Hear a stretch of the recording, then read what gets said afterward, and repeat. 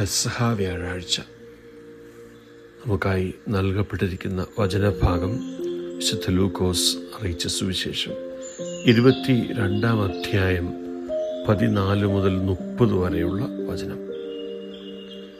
ഈശോ തൻ്റെ ശിഷ്യന്മാരോടൊപ്പം അന്ത്യത്താഴത്തിനായി ഒരുങ്ങുകയാണ്. പീഡ അനുഭവിക്കുന്നതിന് മുൻപ് നിങ്ങളോടുകൂടി ഈ പെസഹ ഭക്ഷിക്കുന്നതിന് ഞാൻ അത്യധികം ആഗ്രഹിച്ചു എന്ന് ഈശോ അരുളി ചെയ്യുന്നു. ആഴമായി സ്നേഹിക്കുന്ന ഒരു ഹൃദയത്തിൽ നിന്നും ഉരുത്തിരിഞ്ഞ ആത്മാർത്ഥതയുടെ വാക്കുകളാണിത്. തൻ്റെ സമയം അടുത്തിരിക്കുന്നുവെന്ന് ഈശോയ്ക്ക് അറിയാം. അതായത് വിശ്വാസവഞ്ചനയുടെയും സഹനങ്ങളുടെയും കുരിശിൻ്റെയും സമയം. എന്നാൽ ഈശോയുടെ ഏറ്റവും ആഴമായ ആഗ്രഹം തൻ്റെ ശിഷ്യന്മാരോടൊപ്പം ആയിരിക്കുക എന്നതാണ്. അനന്തരം അവൻ അപ്പമെടുത്ത് വാഴ്ത്തി മുറിച്ച്, ഇത് നിങ്ങൾക്ക് വേണ്ടി നൽകപ്പെടുന്ന എൻ്റെ ശരീരമാണ് എന്ന് പറഞ്ഞുകൊണ്ട് ശിഷ്യന്മാർക്ക് നൽകുന്നു. പിന്നീട് പാനപാത്രം എടുത്ത് പറയുന്നു, ഈ പാനപാത്രം എൻ്റെ രക്തത്തിലുള്ള പുതിയ ഉടമ്പടിയാണ്.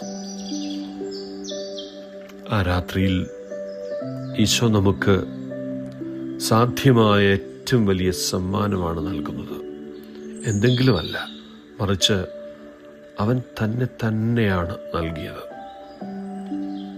ഈ രാത്രിയിലാണ് വിശുദ്ധ കുർബാന അർപ്പണം ആരംഭിക്കുന്നത്. ഈശോ നമ്മുടെ ഭക്ഷണമായി, നമ്മുടെ ശക്തിയായി, നമ്മുടെ വഴിയാത്രയ്ക്കുള്ള പാഥേയമായി, നമ്മുടെ കൂട്ടാളിയായി മാറുന്നു.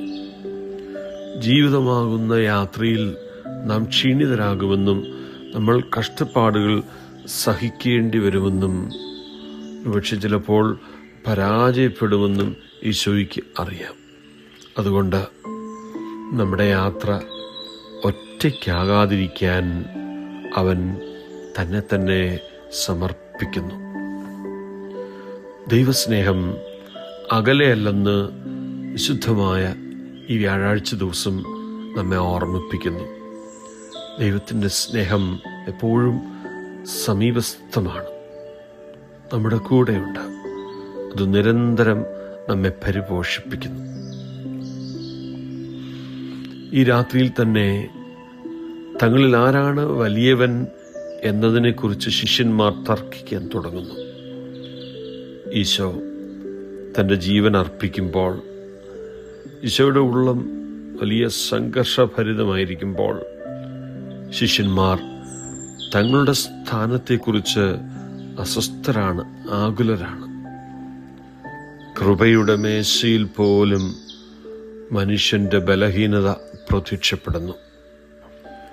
വലിയ ക്ഷമയോടെ ഇവിടെ പ്രതികരിക്കുന്നത് ദൈവരാജ്യത്തിലെ മഹത്വം ശക്തിയിലല്ല, മറിച്ച് സേവനത്തിലാണ് എന്ന് അവൻ അവരെ പഠിപ്പിക്കുന്നു. ഞാനാകട്ടെ നിങ്ങളുടെ ഇടയിൽ പരിചരിക്കുന്നവനെ പോലെയാണ്. ഈ രാത്രിയിൽ തന്നെ ഈശോ തൻ്റെ ശിഷ്യന്മാരുടെ പാദങ്ങൾ കഴുകുന്നു.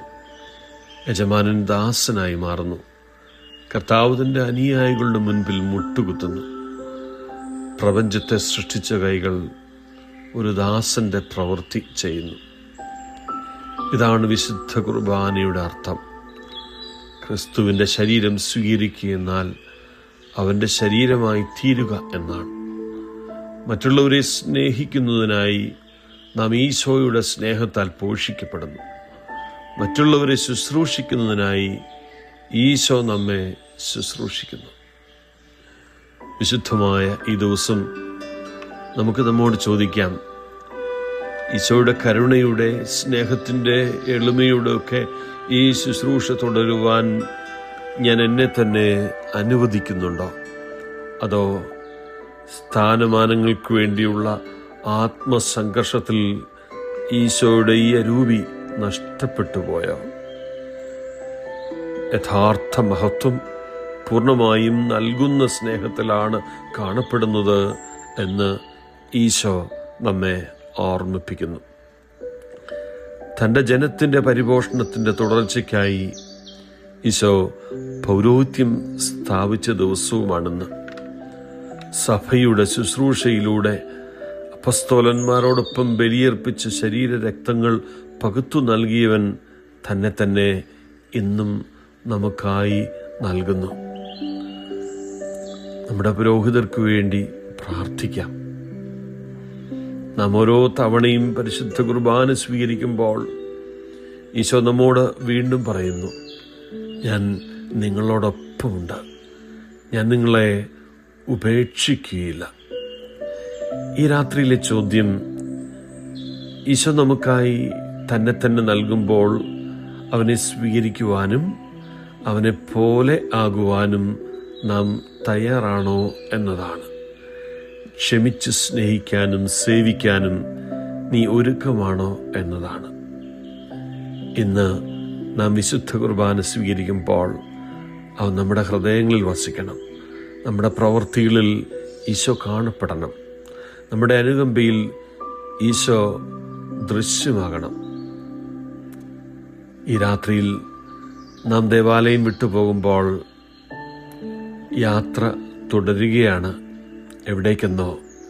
ഈശോടൊപ്പം ഗത്സമനിയിലേക്കാകട്ടെ, കീഴടങ്ങലിൻ്റെ രാത്രിയിലേക്ക്, സ്നേഹത്തിൻ്റെ ആ സമ്പൂർണ്ണ സമർപ്പണ നിമിഷങ്ങളിലേക്ക് നമുക്ക് ഈശോടൊപ്പം യാത്ര ചെയ്യാം. നമുക്കും അവനോടൊപ്പം ചേർന്ന് നിൽക്കാം. നമുക്ക് അവനിൽ നിന്ന് പഠിക്കാം.